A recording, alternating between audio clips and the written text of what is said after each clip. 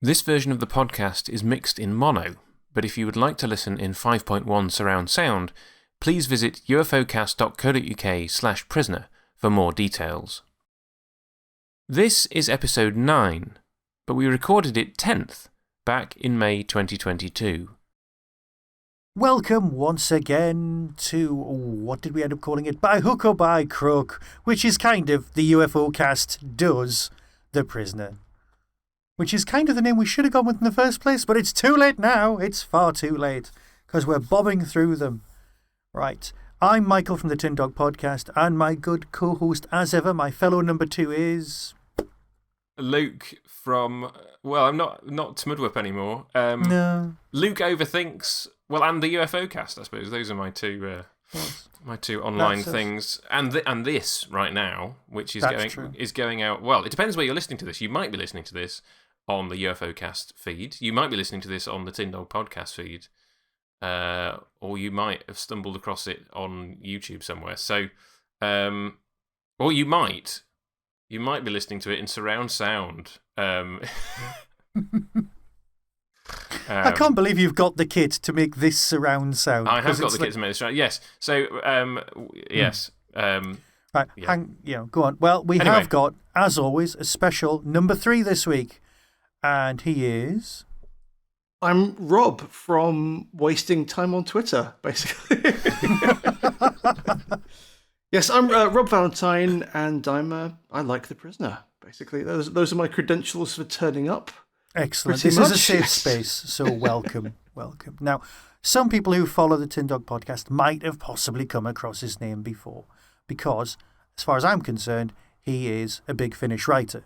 Now, I know he's done lots of other stuff, and some rather posh stuff on Radio 4 as well, but I'm sure we'll cover that as we go. But obviously, tonight, we're in the nice, safe space where we can talk nonsense about The Prisoner. So, let me see. We always start off by asking and interrogating our number 3 and saying, why The Prisoner? What do you like about it? Well, part of it is really my way into The Prisoner was I came to it fairly late in my life, in 2004, when BBC 4 had their Summer in the 60s season, and that was the summer they screened The Prisoner and they screened The Avengers, and I kind of caught up on some of the gaps in my kind of cult knowledge. And yeah, I remember watching it that summer, and at the same time reading the concurrent reviews on it by Mr. Jonathan Morris on the now archived BBC Cult website. And so that was kind of my in. And it was interesting going back to watch it again, because I think in 2004, in the Summer in the 60s season, I think kind of in the air, in the zeitgeist, we were still riding on the residual fumes of the 1990s love of the 60s. So it had that kind of nostalgic sheen to it, I think. Which, going back to it now, funny enough, I rewatched The Italian Job this summer. It lands a bit differently in 2022 than 2004, because it felt like it's no longer a TV series that's kind of got that kind of chic 60s gloss, but it feels somehow a little bit darker and grimmer all of a sudden. But that's entirely me projecting. But or possibly just the lens of looking at everything right now. Well, precisely, because now is the only time you can look at anything. That's the very point. So it's a show I used to like because it was kind of pop arty and surreal and kind of spy-fi fun, and now I'm not sure why I like it, because it's kind of grim in a way, but so it's a show I've kind of been a fan of for 20 years, but I still feel like I came to it late. So and which it becomes more and more nonsensical as time goes by, but that's where I am. That was a long meandering answer, but you did ask me on. No, we did. That's literally what we're here for. That is, yeah. Now, obviously, that's there, and that's perfectly acceptable. But you've got 17 episodes to choose from, and they're all out there. So why this one? Well, Checkmate is one which, and Jonathan Morris agrees with me on this. It kind of feels like it's one's idea of a typical episode of The Prisoner. It's got lots and lots of Portmeirion. It's I know it's like episode 9 in the current sort of runtime, but it feels very much like the episode 3 I think it was originally screened as. So it's a good way to, barring a rival, if you're just going to have a kind of a core sample episode of The Prisoner, it's a fairly good one, because number 6 is still kind of new to the village, or at least he's behaving as if he is. So it's kind of and he's still kind of testing the waters of it. So I feel it's just a good. If you had to have just a lone example of what the Prisoner is like, I think Checkmate's a pretty good example. Yeah. I mean, I've said this before on the podcast, but this was the first episode of The Prisoner that I saw. So, oh wow! So this was because we listeners who've been listening to the whole series will know that I started on VHS, and it just depended on which tapes we got in which order. And the first tape we happened to get was the one with Checkmate on first. So I would very much concur with that, in that it's not. I mean, it has its weirdnesses in because it's an episode of The Prisoner, but it's not a kind of off the wall kind of weird kind of thing, and it is. I suppose it set me up. If somebody asked me what The Prisoner was about, then I would have probably said, and this is because of this episode, it's about a guy who resigns, gets taken to this village, and then he's trying to escape. Because that's what this episode is about. But actually, there's having rewatched it any number of times since, and obviously this time through, quite a lot of the episodes are not about him trying to escape. But this one very much is the prisoner steps. It's right from the beginning. It's he's trying to escape, and this is how he goes about trying to kind of thwart the village. So that makes loads of sense, because we've had quite a few guests on whose their first exposure was similar to mine, which was the Channel 4 showing, and their individual episode that they showed was The Girl Who Was Death, which is the most remote from the Prisoner episodes of the whole series. It's like, I mean, like I'll say it on that episode, it's like an episode of The Avengers more than The Prisoner, while you're watching it if you don't know the extra layer. So I would come to it through that. But then there's a whole thing about the law of first exposure, where you've got the thing that you come across first. Like, most people's favourite version of Hitchhiker's Guide to the Galaxy is the one they experienced first. You've got purists who like the radio version. There are some people who love the TV series first, and then they go on. But there's some people who read the book first, and it's whatever you first exposed to that becomes your basic truth, and then you work everything beyond that. So that's probably how a lot of propaganda works and how lies work as well, because that's the first thing you've come across, and you think, well, that must be my starting point, the basis. And it takes some getting used to different versions of the same story. So when it comes to The Prisoner, absolutely. And also, if we were doing this the other way around and I was the number 3, the guest, this is the episode I would have chosen for exactly those reasons. It sums up The Prisoner in a really accessible way than some of the other episodes, because that's what this is. It is the spy story. It is the guy trying to escape. But there's also that extra psychological element, which I'm sure we're going to go into in the next however long this episode ends up being, because this is the Prisoner. I think it was something written like the third one as well. It was. Its working title was The Queen's Pawn. Nice. And and it's actually it's interesting because it's one of those episodes that has one foot in reality, in that, or at least it's got a couple in a way. Because obviously the idea of the village is kind of based on a kind of a Cold War idea of, a kind of a place where they would send spies to kind of decompress and stuff. But the whole idea of the giant chessboard it came from, as I understand it, Gerald Kelsey, the writer.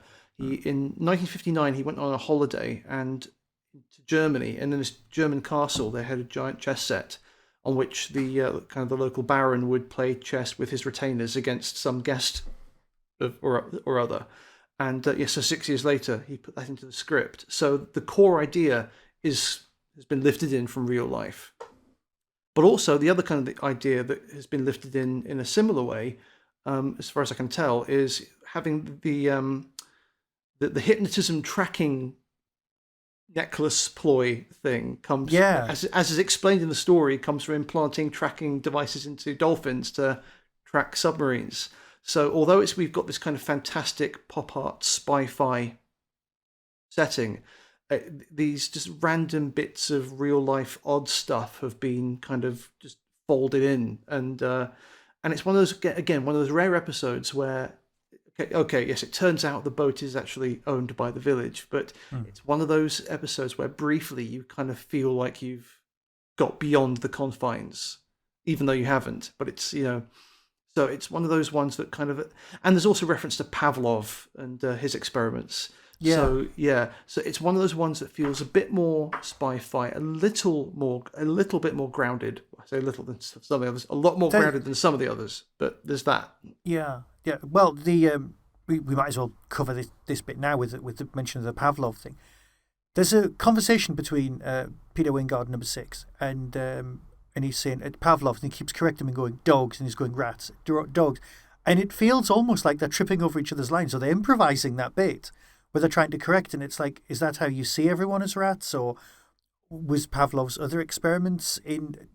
And it's just very odd, that moment. But the conditioning bit is odd because they go, well, we haven't gone as far as implanting transistors into people yet. Yes. Like, they might as well go, yet? Yeah, right. Yeah. Apparently the psychiatrist was originally written as male, and they did that great Blake 70 thing where they just go, no, we'll have a female character. And it's really, it seems less stalkery, less scary. Not scary. Scary is the wrong word by far. If it was a male character hypnotizing a woman to be in love with someone, it's got shades of Arnold Rimmer in there, but you know what I mean. It's just not a great idea. But because it's a woman who's clearly ex-Nazi and has no qualms, she's doing it. It does have a different feel, and it's a real shame she doesn't return in the series, or if she does, I haven't noticed. Yes, and it's one of those parts that feels like they should recur, because in some ways they've got more of an antagonistic presence than this episode's number 2. Yeah, who is kind of Peter Wingard plays it quite affably, and true. And not that he's in it very much, and not that his character makes a huge amount of sense, other than he kind of he chops bits of wood in his spare time, in karate gear. Yeah, he's got all karate gear until number 6 bursts in on him, and then he doesn't use any karate at all to protect himself. Yes, exactly. So that the psychiatrist figure feels more like the main villain in this, and then she doesn't repeat. She never comes back, and it's a major loss because she's really very sinister, and she just vanishes. That's it. It's like, and you don't even feel like she failed because she manages to do the big, she engineers it all. All right, she fails with the heartbeat monitor thing, but her actual techniques work. They just don't work on number 6. Works. Yeah. I love the banter between her and the supervisor. Yeah. It's that sort of like naughty schoolgirl thing, like we haven't done our homework properly, and we're going to get found out by the class teacher. Yeah. But as you said before, like number 2 doesn't really feel like he's in charge here anyway. But they sort of in that moment act like they're going to get found out. And then it's like, oh, hang on, no, we've picked him up on camera. It's okay. Like, it's okay that your latest experiment's gone kaput. I mean, I love the supervisor's use of the word kaput. It's like, the camera's gone kaput. This has gone kaput. Yeah, I wondered if that's because obviously he's got an English accent, but the frequent use of kaput, I was wondering if that was kind of some kind of clue as to his origin. If there's a little bit of bit of strange love going on there. I don't know, but with the prisoner, anytime anything leaps out at you, you can't help but think, well, what does it mean? Because you are absolutely right. That's kind of his continuing use of the word kaput is one of his main characteristics. Yeah, and as you point out, Michael, there is a kind of a Dr. Mengele aspect to her in this, and it's one of those parts that feels most pulled from the real world. Like the village is this really weird place, but everyone there is from elsewhere. They're not all walking allegories. They are people who've come in. When I was watching it, the character that popped into my mind that I thought she was closest to was the female villain in the Wonder Woman movie, the first new one, the one who was creating the gas weapons in the First World War, she was kind of second fiddle, but she was clearly cleverer than everyone else in the room, and it was that flickered in my head. But she was, like I said, she was just such a great character, and then we never see her again. I also like the sort of the slightly sinister overtones when her assistant comes in. She's like, "You haven't worked with me before, have you?" And you then go, "What happened to her previous assistant?" How does she rule her domain, as it were? And she's really wanting to be let off the leash with number 6, isn't she? Yeah. In their conversation with number 2. I'd not looked this up, but it was mentioned in the Alex Cox book. When they recommend leucotomy, whatever it is. Something like that, yes. Yeah, it's basically a lobotomy. Just that's the posh term for it. Right, okay. We're recommending we slice bits of his brain off. Yeah. But she does that in a kind of a filling in forms kind of way. Oh, I recommend this person just have their brain sliced. And it was like, that's just quite a next level. And they're like, no, he's just too important to us for that. Yes. And everybody else is. We will return. We will return to that theme in A Change of Mind, in a few episodes' time. Without saying any more about what happens in that episode. Oh yes, of course. Yeah. Fair enough. But yes, no. It's. I mean, I did wonder what that was. I assumed it was like poking out bits of his brain, but I was like, I've not heard that term before. So. Yeah. Yeah. According to the Alex Cox book, it's the same company that invented lobotomy. Also invented thalidomide. That's it. Thalidomide, yes. And also ECT. So they had some lovely people working in their R&D department. I'm thinking that's something I really need to, do a bit of research on. But I'm a bit scared, to be honest. Yeah. That is not a good R&D department. It's really not. Have we talked about the chess yet?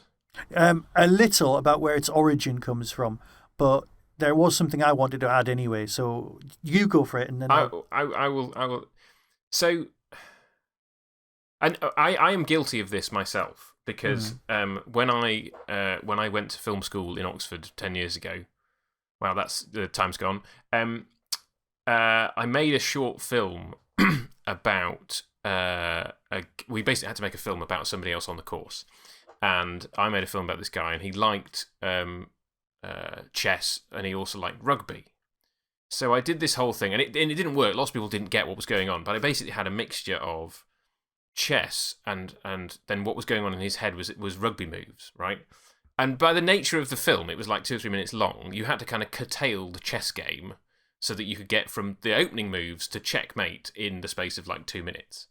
But in doing so, you kind of miss any of the strategy, any of the kind of moves, and obviously that has to happen in checkmate, in that you start from the opening moves, pawn to the queen 4, pawn to the queen 4, and then within a few minutes of scene, which is not really about the chess game, it's all about the conversations that are going on, you've got to checkmate, and you're like, okay, we've clearly, and I don't think I've ever seen, and maybe this is because I haven't watched the Queen's Gambit. Everybody says the Queen's Gambit's amazing, but I've never seen a TV or a film thing convincingly kind of show me an actual chess game, because it's always about something else other than the chess. And I'm not saying I don't think that's a fault. I'm just saying it's something that I notice every time I watch this kind of thing. Is like it's always about something else going on. It's not about showing an accurate chess game. I don't know if that's what people thought about that. I must admit, I'd not noticed, but you're completely right. It's just because the conversation's going on and you know the game's playing in the background, but you'd really have to sort of focus to figure out what the game was happening. And you've got that extra dimension of what number? Is he number 49 or number 14? The chess master, the one who can just walk along when everyone else is frozen with Rover coming. And even Rover's like, yeah, I'll just be your guard dog and take you places. And he just walks on through because he can't be bothered to be a problem. He's a character who should have come back as well.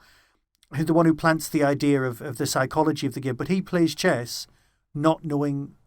He's so good at chess, he doesn't need to know what colour the pieces are. He doesn't even need the board full of people. Because, like, a lot of... There's a chess film where... it's the guy who played Gandhi. What's he called? Ben Kingsley. But Ben Kingsley's this master teaching this incredible chess genius how to play. And what he does is he says, oh, I'll help you with this. And then he knocks all the pieces onto the floor. And he asks the kid what the next moves are in order to get to check because he can see the game without playing. It's a brilliant scene. And if I can remember what it is, I'll recommend it so that you can watch a film about chess. There's also another one with...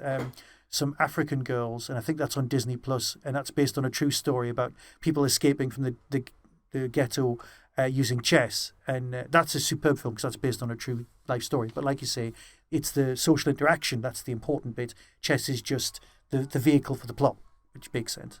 Yeah, beyond inciting his plan to see who he can trust, and then build the radio, contact the ship, etc. And calling the two characters the Queen and the Rook. Beyond that, the chess aspect kind of drops out, does it not? After that point, yeah, I mean, however, it's like you say, it's you can throw out the chessboard and the chess pieces and still see the game in your head, but Is that what the episode does, in a way? He's got that newspaper and he's making his notes about the people in the chessboard. Yes. Or is it a crossword? Yeah. And you do have the very final bit at the end of the episode, which is kind of like, it's very on the nose. It's very kind of like, if you didn't get this, this is what it's about. Here's the pawn, we're putting him back on the board. The butler doing his usual kind of being in the background of the episode and having that moment at the end. The butler's also playing chess, and it's arguable that he's either playing against the Grand Master or he's just recreating the game small to make sure that it's working. So this leads to the butler was actually in charge of the village theory that people keep coming out with, which is always a bit a bit spurious. I think the way that shot, it implies that he's just keeping a track of the game in small. Yeah. I think the other thing, having been to Portmeirion a couple of summers ago, there is not that size, but there is a chess set pretty much in that location in the village. It's probably about, I don't know, 6-7 feet square with big pieces. So it's not the sort of thing you get in pub car parks. Yeah, exactly. And it's like, is it there because of the prisoner episode? I think so. one must assume that's why it's there. So as a legacy of the show, this imagery is clearly something that captured imaginations, even if it doesn't play an actual big role in the rest of the episode. It certainly works. It's a very fruitful. Well, it's a cliche as well, but however, in this context, it's a great metaphor, and it just looks good in Portmeirion, and it's one of those things that it was inspired by the writer's holiday in Germany. But just in terms of the location of Portmeirion, it looks like it's made for the place. It's because the village looks like a board. It's not it's a totally artificial environment, and everyone is so uniformly dressed. It already looks like some kind of board game. So it feels utterly in keeping. I've just realised something. I've literally just occurred to me. This, in a sense, because this is a chess game. The Rook actually, because we're going to say the prisoner is the king or the queen, depending on how you want to play the part, because they can move in any direction. So logically it'd be the queen, but I was just going for gender specific for the king. Either way, he needs to be mated and win, so he would be the king piece. But hang on, no, this just occurred to me. It's Fenric. The piece from his own side takes out the king. That's how Fenric loses the game. That's how Fenric wins the game. That's the answer to the Doctor's puzzle. That's the answer to the Doctor's puzzle, is that your own side, you're taken out by your own pawn. Yeah, yes. And that's exactly what happens in this plot. And it was the Doctor who devised that puzzle for Fenric, so the Doctor has seen this episode of The Prisoner, is what you're... So this is where he got it from. And there you go. There you are. There you go. Boom. Thank you. That's the end of the podcast. Good night. Thank you. The Prisoner exists in the Doctor universe and vice versa. A thought occurred to me there, and it's oh, I'm just, sorry. No, it's fine. Oh, so board games. Okay, so as I'm recording this, I've just had Don't Blink, which is the latest Doctor Who board game. Early doors, very unbalanced, very difficult for you to win if you're playing the heroes, very easy for you to win if you're the angels. But anyway, that's by the by. We're living it. The difference between when you first saw this in 2004 and now, Rob, is the explosion in modern board games. Okay, Catan, Settlers of Catan sort of precedes that, but there's just a huge amount. And this week, I saw that there's a board game based on the film Rear Window. Okay. Okay. I know. I've got board games based on Thunderbirds, as I said, Doctor Who. Prisoner board game. Like, there's even you have a ready-made board in the map, right? The iconic map. Yes. The iconic map. You could very easily turn that into a board, and I'm just thinking that there's any number of kind of aspects of the TV show that you could turn into a board game. That's just a thought. Whether it will ever happen, but I'm slightly excited as about a game. It would be board game. It would be most like this. It would be most like this episode because it is about escaping the village. Unless there was like some sort of weird bit where all of a sudden you'd have to flip the board over and there was sort of weird, all of a sudden you were in a Western. or if you wanted to do the more... I don't know. I'm not putting up barriers, I'm just bringing ideas to the table. No, I think you're right. I think the most straightforward way of making a Prisoner board game would be to base it on this episode, and it would be about getting everything... You'd have to so kind of collect, you'd have to kind of collect... I don't know, you'd have to collect the bits that you needed to escape, and then you'd have to somehow, unlike this episode, you'd have to thwart the village authorities capturing you. Yeah, or depending how many players... Rover would be wandering around, Rover would be... I was going to say that, absolutely. But also I think you'd get dealt cards to let you know whether or not you were a guardian or a prisoner as well. Yes. You'd have to have a bluffing kind of element to it. Yeah.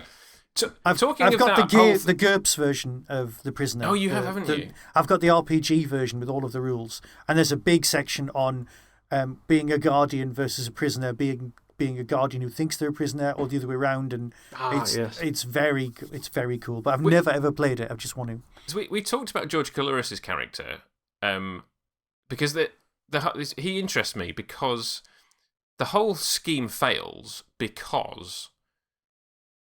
the Rook applies the tests that number 6 came up with to number 6 and concludes that he's a guardian. However, as you pointed out earlier, Michael, the very first shot of the episode is Rover coming through the village and George Coulouris's character acting like he's a guardian, you know? And you kind of feel that, like, he wouldn't have been so easily convinced, I feel. You know, the others maybe would have kind of gone with the Rook's paranoia and gone, oh, yeah, no, you're right, he's clearly having us for a... Yeah. But you kind of feel George Coulouris's character is sort of like an older version of the Prisoner, and he wouldn't easily be... He would go, no, this is, like... He's almost like... he behaves almost like a number 2. I suppose the only other characters we've seen play chess are the captain in Arrival, where the Prisoner just loses to him straight away, within like 4 moves, because his mind's not on the game. So you could have had him as the same sort of character, but I don't know. It's just a thought, anyway. Yeah, funny enough, on that, there is one character who I think is, as much as she is used, is brilliant, but is underused, and that's the Queen, played by the great Rosalie Crutchley, who played... I don't know if you know the Robert Wise horror film The Haunting, but which is one of the great horror films of all time. It's utterly terrifying. It's a 1960 black and white film, and she plays Mrs. Dudley, the housekeeper. and her husband, the groundskeeper, is played by Valentine Dial. Another Doctor Who connection.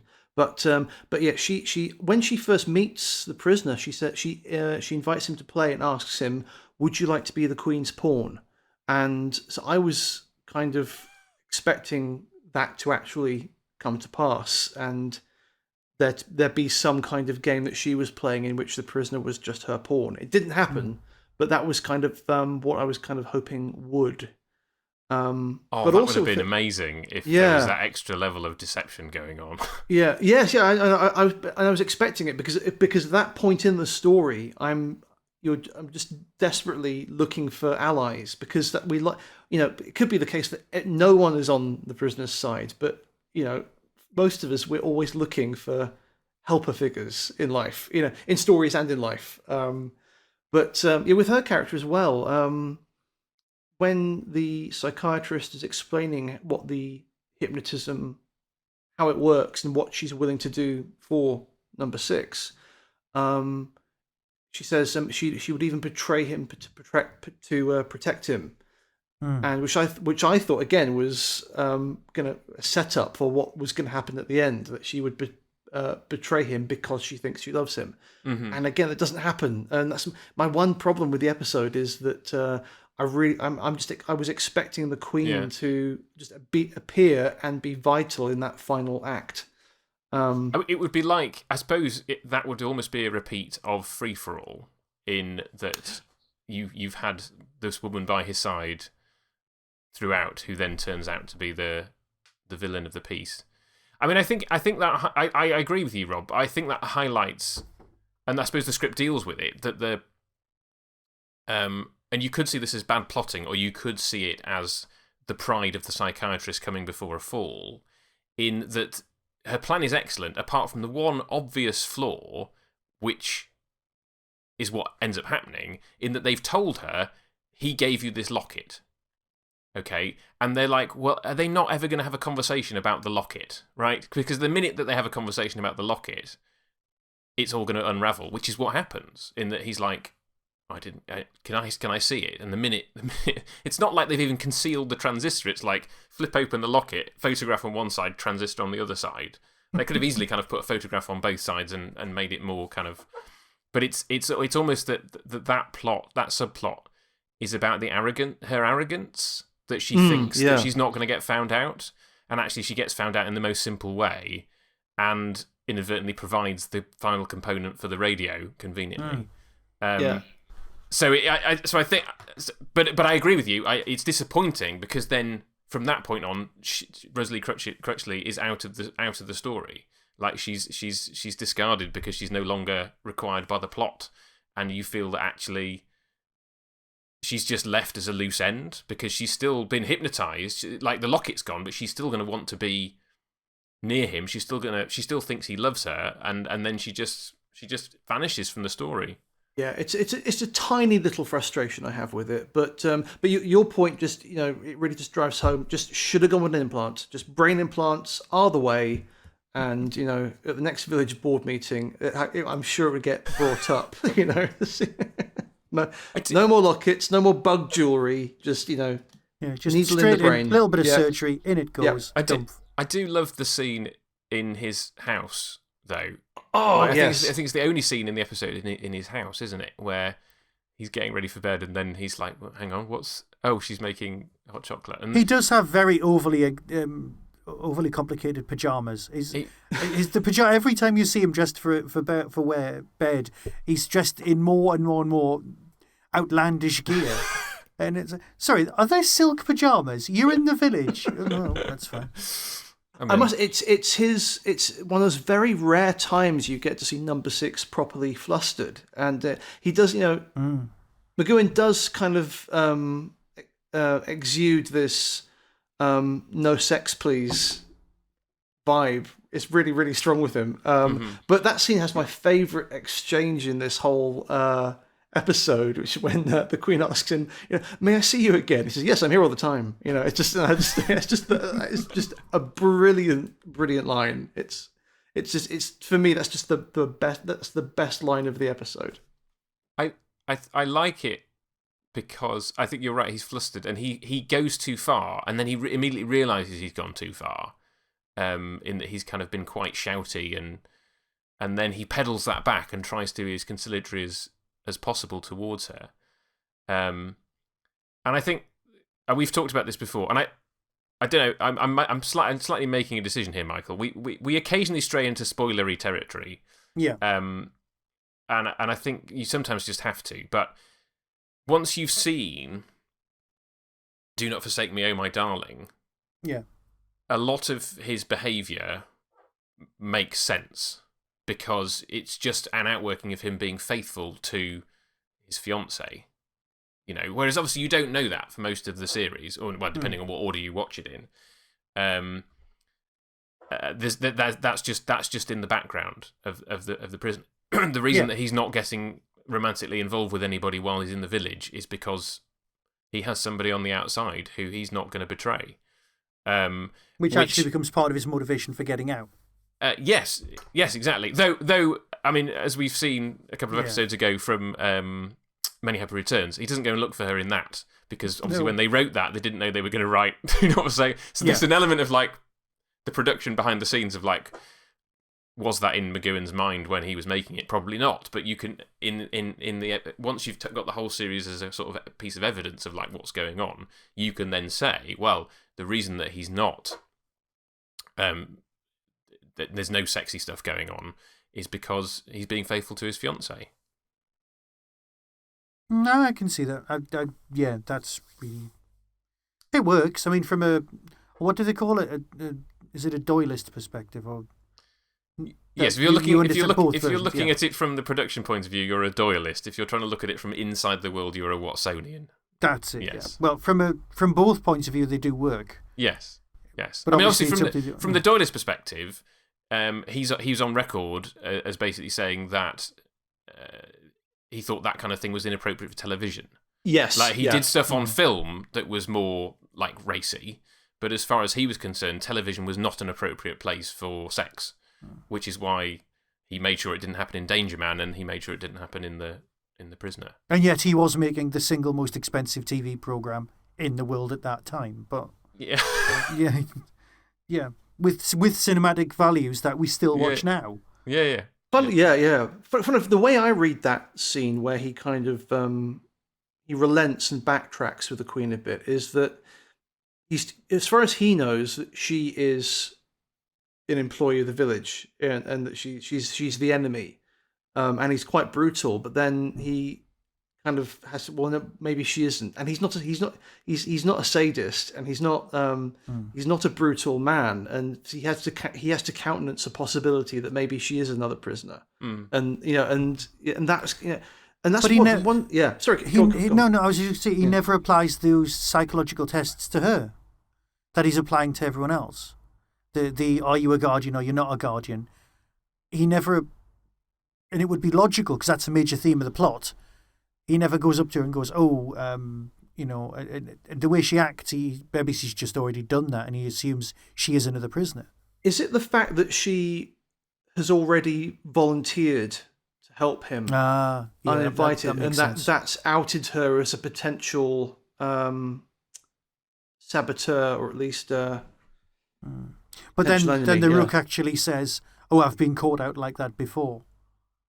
But because he knows that that's how the village kind of works. But would number 6 even be listening? So, yeah, it's too much to think about. Yeah. But in his review of it, back from 2004, Jonathan Morris, possibly facetiously, kind of draws a kind of a cottaging parallel when he's kind of going around trying to, work out who's a screw and who's not. But I must have to say, there's something about this episode that does remind me of the Happiness Patrol that kind of more intentionally has that subtext to it. But it's one of those episodes of the Prisoner that actually makes me think, I can see that sequence does have a slight Happiness Patrol vibe to it. Yeah, and I think it's one of those episodes where it does a really good job of presenting you with this society where everyone behaves in an extremely strange way because as the audience, you're not privy to the rules of it in the way that they are, and you're having to pick it up on the fly. And I think it's things like this, it's a strange effect, but it's one that this episode definitely gives me. More so than some others, I think. So what you're saying is the village is a bit like Mornington Crescent. in that like nobody ever explains the rules of Mornington Crescent. Yes, yeah. And you have to. Oh, yes, I see what you mean. You basically have you have to listen to I'm sorry, I haven't a clue multiple times before you realise what the joke is. Yes, yeah. And I suppose there's an element of that here in the village of going. You have to. I think because when they first introduced Rover in Arrival, you're like, what the heck is what is going on, right? And the same in this episode, you have that kind of brief appearance of Rover at the beginning of just like what is the rule? Because and it doesn't seem to be consistent from episode to episode either of like where everybody freezes apart from him, but then there's no consequences for him not freezing, although there should be because he's a prisoner as far as the episode goes. And then there's others where, like, the guy who gets taken by Rover in the first episode doesn't seem to have done anything particularly egregious. But I've just realised, I had a thought, because I watched this last week, and then I had the thought, then I forgot, didn't even bother writing it down. The reason he's not attacked is because he's the person who invented Rover. And he's embedded the programming in there that he never gets attacked by Rover. And that's why he's there in the village in the first place. Oh, interesting. Literally, that just occurred to me while I was lying in bed and I went, and then I promptly forgot. Talking of that, though, the reason the Rook very explicitly, is one of the few people in the village, it very explicitly tells you why he's there. And it's a real world reason. Yeah. But then it's just glossed over. But then you think, actually, he invented this thing, and they put him in the village because they didn't want it spread, and then it got spread anyway because somebody made a bureaucratic cock up. Which definitely means that he was English. Yeah, but then you're like, well, what is this device? Like, this device is now, one assumes that therefore some other power got hold of it and also decided that it was too, it needed, it's like, I know what it's like. It's like that scene in, we're going back to Doctor Who again. People who don't like Doctor Who are going to be really annoyed with this podcast.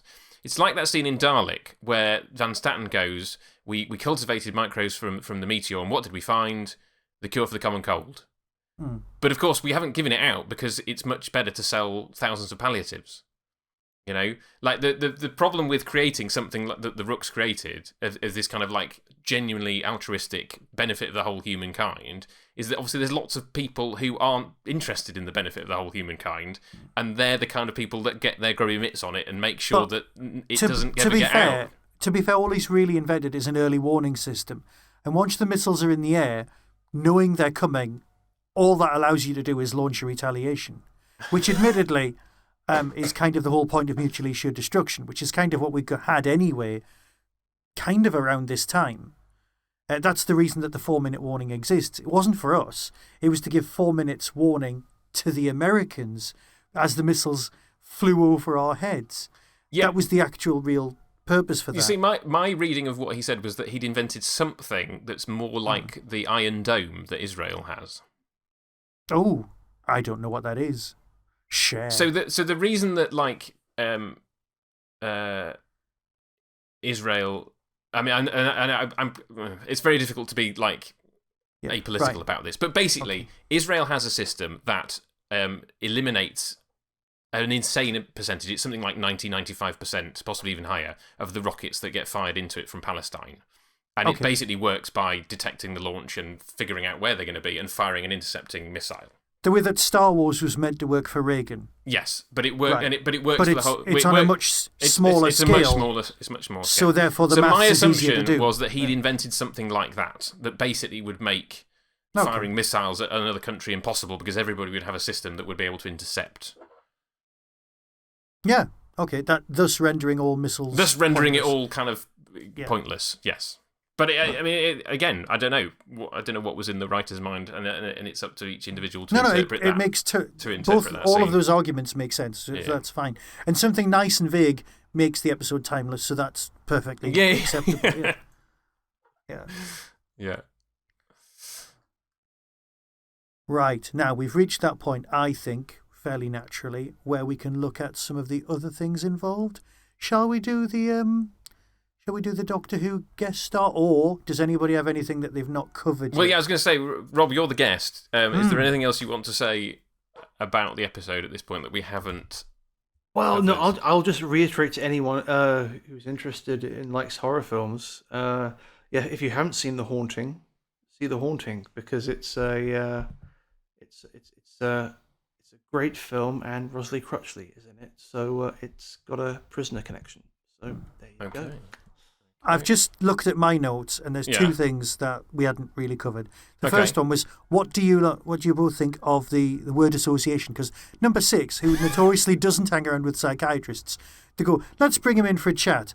Then the next scene is, he's in for a chat. No ridiculous punch-up to drag him in.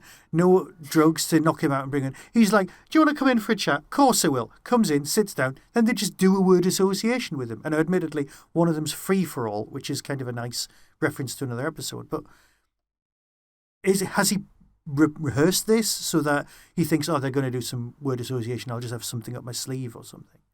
Well, yeah, I'm surprised we haven't. We jumped over that. You're absolutely right. It's a great little part of the episode, and you kind of think, well, it's number 6 doing a word association. There's got to be some clues in there as to him, but Hope and Anchor is kind of he's definitely Hope and Anchor's a pub he used to drink in. He seems totally in control. Well, I either watched a video or listened to a discussion about it at some point in the last week or so. But I think in the script, it's scripted. I think that his last line, free, and then his answer for all, is meant to be read. It doesn't happen in the actual episode, but in the script, it's meant to be regarded as significant, right? Somehow, and that's all. So at some point, Gerald Kelsey, I think, did have some kind of intention with the word association test. Yeah. But how much of that survived as far as the performance and the direction, I don't know. It seems that perhaps there was some significance at the script stage that didn't get to the episode. That's just something to ponder, really. Yeah. What? Do either of you know anything about word association tests? Because I have no. It's a trope, isn't it? That comes up in stuff. Yeah, what is it supposed to tell the people doing the word association test about you? Is it not sort of? Is it now? Is it? I don't know if it's still used, or is it an outdated thing? Like trying to gauge your personality by either your handwriting or phrenology and stuff like that. I don't know how current word association is, but I even put one in a scene not too long ago because they're great fun to write and perform, and they're entertaining. So yeah. And that's it's like, I mean, the Pavlovian conditioning they do is a bit bobbins as well. Yeah. But it's like one session. It's hardly conditioning. Yeah. It's just convincing him that, it's safe now. Is it? Oh, yes, it is. Thanks. I think the thing is, it's representational psychiatry that makes good television, and it makes good.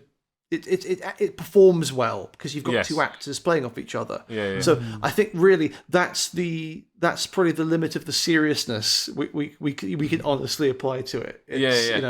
Yeah, but because you then get the scene later where she comes in when they're in the control room, goes, "Oh, I've got this file of test results for you," and the psychiatrist opens it and goes, "Oh, that's when she recommends the lobotomy," and it kind of gives this picture that you can do psychiatric tests on somebody, and then you've got a definitive answer, and it's I'm gonna draw a parallel with UFO here, because this is a very strong theme in UFO, because Ed Straker relies on the computer to make his decisions all the time, And in that show, it's a similar idea. And I don't know whether this was just a common thing in the late 60s that they thought we were going to be able to kind of pin everything down, and in the future you'd just be able to kind of have a computer answer for everything.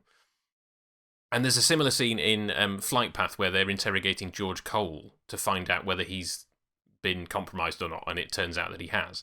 And he's kind of basically sitting with a keypad, and he has to press one of two buttons, and then they're showing him all these images which seem to make absolutely no sense whatsoever. And then off the back of that, he's drenched in sweat, and he's like, every decision is like, it's like that, that meme that goes around of the guy trying to choose between the two buttons, and he's kind of sweating. Yeah. And then at the end, they kind of figure out, oh yeah, no, he's been, somehow the computer says, yes, he's a mole. And this feels like that, of like, here's some kind of arbitrary kind of psychiatric woo-woo, and it's it's really funny. Like, my wife read to me a quote from Freud the other day, and it was something along the lines of like, he'd given this talk, and he was like, well, it went really well because of all the cocaine I took before I went on. And then he subsequently went on to basically like, you're basically trying to convince your audience that you know what you're talking about. And he was like, as long as they think I know what I'm talking about, then that's fine. Like, even if I'm basically talking nonsense. It's the opposite of imposter syndrome. Yes, exactly. And this just feels like another example of that, of like, okay, so they've done all these tests on him, and somehow they now know, Yeah. Surely, if it is... Go on. No. This is a period where, though, characters get brainwashed to become traitors with dance music and lava lamps. That's... That is fair enough. Yeah. Well, all I was thinking was that clearly, if it is word association, the doctor has to jump in with the next word, which is also word association. So in a sense, if it is that sort of thing, you're learning more about the psychiatrist than you are about the person who's not taking it seriously. Right. That's what I was going to say. There is the moment in it where the psychiatrist says love and he says game, and then she says game, but she's not continuing the test. It's a question. Yeah. She goes game. She's asking him a question. She's having she's shocked. She's surprised or confused by his answer. Yeah. And so when she she says game and he says tennis. So suddenly he takes over control. Of the word associate. Yeah. So I think the other thing that is doing is showing that number 6 is in control. Mm-hmm. He's in charge, or rather, he's taken their game and he's playing it by his rules, which again is kind of that's this episode. He is winning all the way through, and I know we're about to discuss Peter Wingard and stuff, but Peter Wingard's character, his number 2, shows the Rook at the end that number 6 was a prisoner, just out of sheer meanness, because it's like, oh yeah, well, you betrayed your friend. You can leave now. And it's like, why would you do that? You're just not a nice man at all, are you? So I was just not impressed, but it was like... Should we do Spot the Doctor Who actor then? We've already alluded to it. So we have 2 this week, and I think before we actually started recording, both of you figured this out. So it's a full house. So I will throw it over to Rob as our guest. Who did you spot from Doctor Who? Well, Peter Wingard, but he's primarily Clytus to me, from Flash Gordon to me, and always will be. It's and also George Coulouris. That's right, isn't it? He's yes. Doctor Who owns him. Yes. So the question is though, which Doctor Who stories were they in for extra points? Oh, Peter Wingard's in Planet of Fire. He is. Yes. And I know. I do Big Finish for a kind of my day job essentially, but there are some things I struggle with. I shouldn't even. Yeah. The Peter Davison era is kind of. There are some great bits in it, but it's kind of. It feels like work sometimes. And we won't tell anyone. Oh, don't tell anyone. Good. And George Coulouris is in. Oh, what's he in? Michael? Keys of Marinus. Well done, Michael. Yes. Who is he in the Keys of Marinus? I'm going to put my hand up and say I only learned this by accident when I was doing research for the episode, because I wouldn't have spotted him for Toffee. So, sorry. Well, he's only in one episode of The Keys of Marinus. Well, most people are only in one episode of The Keys of Marinus. He's Arbitan, who sets them off on their mission in episode 1 and promptly gets stabbed in the back. And so when he returns at the end of the story, he's being played by somebody else. I mean, most significantly, of course, he's in Citizen Kane. Yes. He's in quite a few Orson Welles films, actually. Yes. But the biggie is Kane. Do you remember the Doctor Who specials? Probably about 20 years ago now, and they did one per Doctor, going up to the 8th Doctor. So it was definitely pre new series, and there was basically a page for each and a review for each story, and there were some fantastic photo captions. And the one for Keys of Marinus was the publicity photo. The Doctor and companions are crowded round Arbitan, and he happens to have his hand in the air, and the caption reads. The TARDIS crew, something like, the TARDIS crew were fed up of the game of who was in Citizen Kane. hands up who was in Citizen Kane.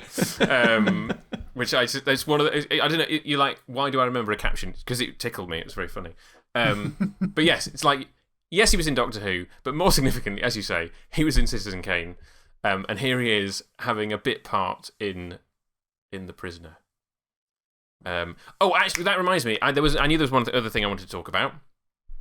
One of the other prisoners who's in on the plot is the shopkeeper from Arrival. Mm-hmm. And in Arrival, he acts very much like he's a guardian, and yet it's revealed in this episode that he's a prisoner, which I thought I'd never noticed before. But he's definitely one of the crew, and because he's the one they're like, oh, we need to audit your books. And if he'd have been a guardian, he'd have been like, no, stuff you. But he's like, oh, I've never had my books audited before. And then now you see, I read that completely the other way around. I read that he was a guardian, and it was like, oh God, am I supposed to be a good shopkeeper as well? Jesus, I'm just trying to keep. I just give people the wrong change, everything, all the time. But because he does that thing bacon, you know. Yeah, it's like, oh God, I've got to do this as well. Jesus. Well, what's with the weird doll in the window? Right. That's meant to be significant in that moment, but I don't get it. Yeah, exactly. Yeah, like, for the music, everything is telling you this is significant. And Sinister I was just like, doll. Big finger. Good. Yeah. No. Does Alex Cox not have anything to say about it, Michael? Doesn't mention it at all. Okay. No. His theory is that it's proof that he isn't that good a scientist because he has no idea about the transistors. That's why he's an engineer. And I'm thinking, Alex, this is really, you're pushing it now. This is not working. This is not working out for me. Yeah, let's not just gloss over it. Can we figure it out? What the doll means? Let's assume it does mean something, and it's a key piece in this puzzle. Okay. What does it mean? Is it something as simple as they're being watched, or their game is being observed the whole time? Yeah, I mean, is it just another it's a wooden visual top? Symbolism is of it you're a pawn in the game? Yes, because that is a recurring motif with the chess piece being returned at the end, the doll being placed in its chair. I can't remember now at this moment. What is the dialogue that precedes that moment? Oh, wait, I've got it on. Hang on. I've literally got it on the TV at this time. Hang on. Because Let me just rewind it. Clearly, the key to understanding what's happening in the moment is what's being said at that time. I've rewound it. I'm now putting the subtitles on. Give me a second. Right, okay, so it's the bit where he just goes... This is riveting listening. You're painting the wall. We're probably, very good, sir. We're probably going to edit this bit out. We've walked around the corner. We probably have, right, so we've got... I'll just do the audio, the YI player version. So... You've got the prisoner, you've got the rook, and you've got the shopkeeper. It's never been done before. Well, there's always a first time. It's the line. And then, well, sir, I think you'll find everything's in order. And then he walks around the corner as if he's going into the shop. And then they just follow him. And then, hang on, it can't be this scene because the camera just faded. What's going on? There's definitely a scene. It's during his conversation with George Coulouris at the beginning of the episode. Oh, in that case, it's when he's following him around. At that bit. Is it because the doll's being observed? I don't know. Well, we are just dwelling on this too much because I don't think I don't think it's a thing. Hang on. Listeners, if you have any theories, please do write in or leave a comment on the website. But yeah, no, it is a fascinating moment because you're just like, this is clearly something, but what is it? Yeah. IMDb's got a goof listed, which I thought was quite impressive. And it's that the newspaper that Number 6 is walking around with, like with his chest thing on, the chest thing's been pasted in, which I think you might be able to see on the Blu-ray. And you can actually read the articles around, and they're all about car crashes in South England. And you're like, oh, that's just giving away where the village is there. And I've never noticed at all. So I am going to pause the screen and make sure that nobody's just written that onto the internet. IMDb is completely trustworthy. I don't know what you're insinuating, Michael. Yes. Yes. Well, do we have anything else to say about this episode, or is it time? No. Well, there's just one thing. You've probably covered this already, but I hadn't realised until I was kind of doing my research for this that the Rovers were meant to be dogs originally. That was kind of robot dogs. That was kind of a surprise. That's why they're called Rover. Oh, I've just remembered. There's a bit we normally do at the beginning that I forgot to do because I'm just such an amateur. Rob, what do you think The Prisoner's actually about? Oh yeah, this is the series-wide question that we asked. Right. How do you through what lens do you interpret the show? What's it about? It's about 17 episodes, isn't it? I think it changes. I think by the time you get to Fallout, they kind of just throw the script. They throw the script away, and just it becomes about something very representational and totally a total analogy for man and psyche and all those big pretentious things. But I think, but I don't think the rest of the series is necessarily about what Fallout is about. So I kind of think one of the things that I think the captivating thing about The Prisoner is that it's a highly stylized pop art spy-fi adventure thriller about a spy who's a prisoner and trying to escape, and that's what it's about until it isn't anymore. And so I think actually there is a fascinating flaw in The Prisoner in that Patrick McGoohan breaks it, or at some point it cracks, and it's not perfect. In fact, some parts of it are kind of there's something wrong with The Prisoner, and that's why it's so fascinating. If the craft was better and if it was more if it was realized with more discipline, it could arguably be more comprehensible, but then it would be understandable and therefore no longer endlessly fascinating, which is what it is. And I think that's what it's about. So I like that. I like that as an explanation. So you're basically saying at Arrival it's one thing, and at Fallout it's another thing. Yes. Yeah. But there's no obvious line where you can say, "Oh, we've crossed the line now, and we're into the less literal aspect of the show." It's more of a, I don't know. Would you say that there's kind of certain episodes where you go, "Well, that's definitely on that side of the line, and that's definitely on that side of the line"? It's difficult because also we don't know really what order to watch it in. Even that itself is up for discussion and negotiation. But I think that if you're watching The Prisoner for the first time, like I did, well, like we all did at some point, but I did over that summer, it feels like it's one type of show. But once you've seen Fallout, if you go back to the beginning, you have to have Fallout in mind, and so but if you're coming to it fresh, it's about one thing. Once you've seen Fallout, it's about another, so I don't think it's a perfect series. I think Fallout is deeply flawed and pretentiously opaque. However, I'm not right about that. That's just my opinion. And but on one hand, I do think it's a terrible, terrible betrayal of the rest of the series. And on some level, I think it's an absolutely wonderful thing on its own. But then again, I like the David Niven Casino Royale. So if you so it's same here. I'm that kind of person. Yeah. But I just think it's the only time in the 60s you got German expressionist cinema on the big screen, and not just in an episode of Batman.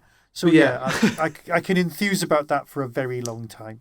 Yeah, but I do think just to tie a little bow on that. I think Arrival and Fallout are two different shows about two different things, and and you can't really tell where the switch happens. But once you've seen Fallout, then I think that you can then go back and watch all the other episodes, looking for clues as to what Fallout may or may not mean. It's the same with the thing with Twin Peaks. I love Twin Peaks, but at the same time, I also think it's pretentiously opaque. So in a very similar way. I think if you're vague like that, you can hide behind a lack of craft, focus, and intention. But no one can accuse you of being wrong for doing so. I just think you're either being brilliant or creatively it's the last refuge of a scoundrel, and I don't know which. But that's why it came out in 1967 and 1968, and we're still talking about it. And that's it. I think that's a great summation. Thanks. It's the best I can do. Yeah. No. I like it. I like it. I like the deliberate, like you're kind of saying it's about a thing and it's about another thing, but I'm not. Even in the answer, you're not nailing it down. It can't be nailed down because if it had been done precisely with a clear intention all the way through, you could nail it down. Yeah. But that was the 2009 version. So yeah. Yes, exactly. But because Fallout was, we don't know how much of it's intentional and how much of it's pretensional. I just invented that word, but it's but yeah, because of that, there are endless ways to look at it. Yeah. Cool. Yeah. Well, that was fun. I guess we should do the sign off as usual. As ever, Michael has been ending his podcasts in a prisoner-esque way, so it only remains to say goodbye to Rob. Thank you for being our guest this week. Well, thank you very much for asking me on. And Michael, I'll see you next time. You certainly will. And for everyone else, be seeing you.